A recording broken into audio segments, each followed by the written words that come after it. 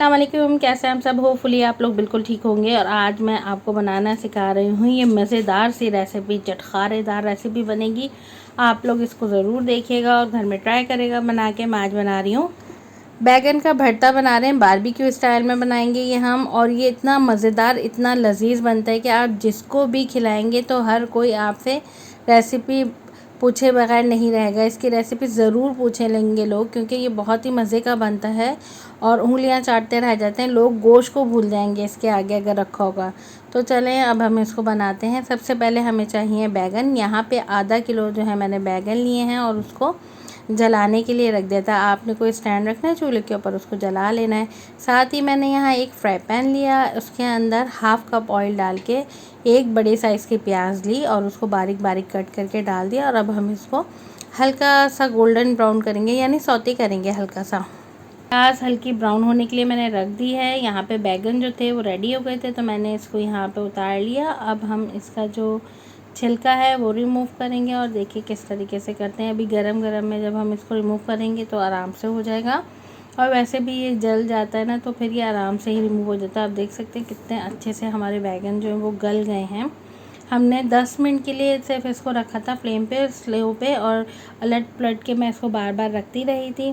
तो यहाँ पे जब तक मैंने कहा थोड़ा ठंडा हो जाए फिर मैं इसका छिलका है वो रिमूव करूँगी। तो यहाँ पे मैंने प्याज के अंदर एक टमाटर बड़े साइज़ का कट करके डाला। प्याज और टमाटर को अच्छे से भूनेंगे। साथ ही यहाँ मैं लहसुन के 6-7 जवे लेती हूँ। मैं लहसुन ज़रा ज़्यादा यूज़ करती हूँ, मुझे अच्छा लगता है। तो मैंने क्रश करके लहसुन को इसके अंदर ऐड कर दिया। और आपने 3 हरी मिर्चें लेनी है, उसको बारीक सा कट करके इसके अंदर डालना है। सबसे पहले मैंने प्याज ब्राउन करी, फिर टमाटर डाले इसके अंदर, फिर साथ ही मैंने लहसुन डाला इसके अंदर। लहसुन के बाद मैंने हरी मिर्चें डाली और इन सब चीज़ों को हमने अच्छे से मिक्स किया। 1 टीस्पून नमक डाला है मैंने यहाँ पे, 1 टीस्पून ज़ीरा डालूँगी। फिर हम इसको अच्छे से मिक्स करेंगे। हर चीज़ को डाल के हमने मिक्स करना है। फिर साथ ही ये आपने अपनी मर्ज़ी से डालना है, अकॉर्डिंग टू टेस्ट डालना है। कुछ हल्की खाते हैं, कुछ तेज़ खाते हैं, तो मैंने 1 टीस्पून डाला है।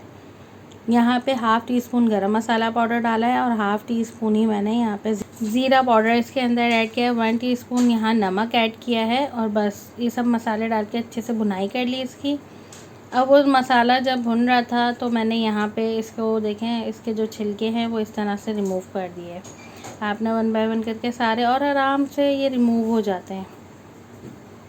आपने ये सारे, और कुछ लगा भी रह जाए तो कोई ऐसा मसला नहीं, थोड़ा सा लगा भी रह जाए तो, और बस अब आपने इसको कट कर लेना है। और यहाँ पे 90% बैगन हमारे जो हैं वो गल गए हैं और 10% जो है जब हम मसाले में डालेंगे ना तो उसमें हो जाएंगे। मैं इसके जो ऊपर की आगे की डंडी होती है ना वो भी नहीं फेंकती हूँ, मुझे बड़ी मज़े की लगती है, मैं वो भी इसके अंदर डालती हूँ।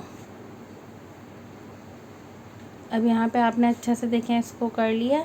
अब हम क्या करेंगे, इसको ये जो मसाला है इसके अंदर डाल देंगे सारे बैगन। बस अब हमने इसकी भुनाई करनी है अच्छे से बैगन के साथ मिक्स करके।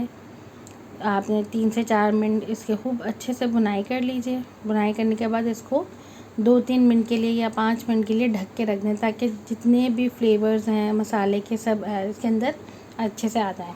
और उसके बाद फिर हमने थोड़ा सा और भुना, और ये देखिए हमारा बैगन का भरता रेडी हो गया। आप इसको घी वाली रोटी के साथ खाएं और या फिर सादी रोटी के साथ खाएं, इतना मज़ेदार लगता है, इतना मज़े का बनता है। तो आप लोग ज़रूर बनाइएगा और मुझे फ़ीडबैक दिएगा कि कैसा लगा आपको, कमेंट करके ज़रूर बताइएगा।